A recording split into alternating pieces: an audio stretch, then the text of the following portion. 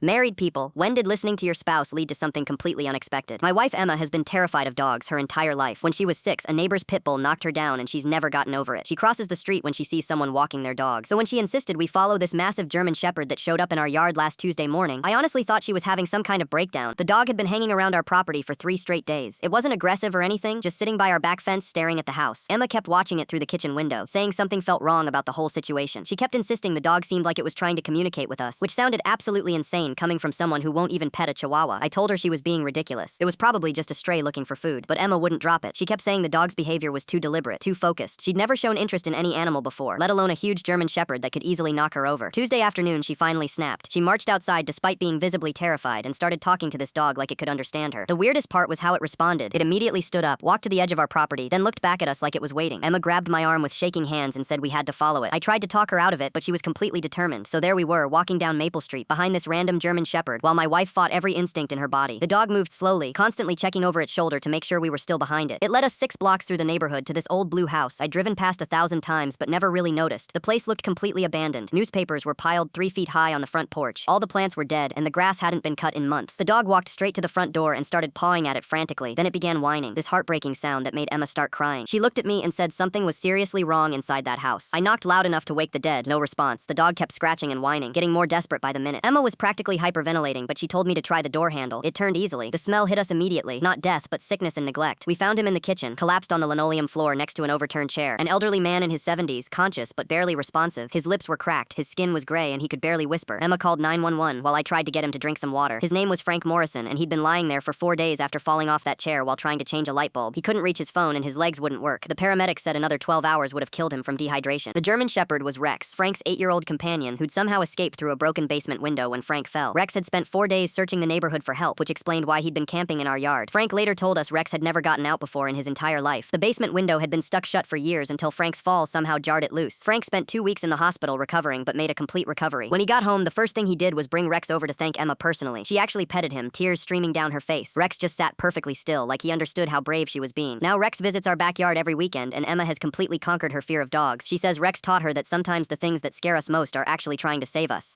She's even started volunteering at the local animal shelter, which blows my mind considering where she started. Frank has become like family to us. He comes over for dinner twice a week, and Emma bakes him cookies every Sunday. He's told us stories about his late wife and his military service, things he'd never shared with anyone before. Rex always lies at Emma's feet during these visits, like he's protecting the woman who saved his owner's life. The crazy part is that if Emma hadn't pushed through her lifelong terror to follow that dog, Frank would have died alone on his kitchen floor, and we never would have met one of the kindest people we've ever known. Sometimes the best things in life come from doing exactly what terrifies you most.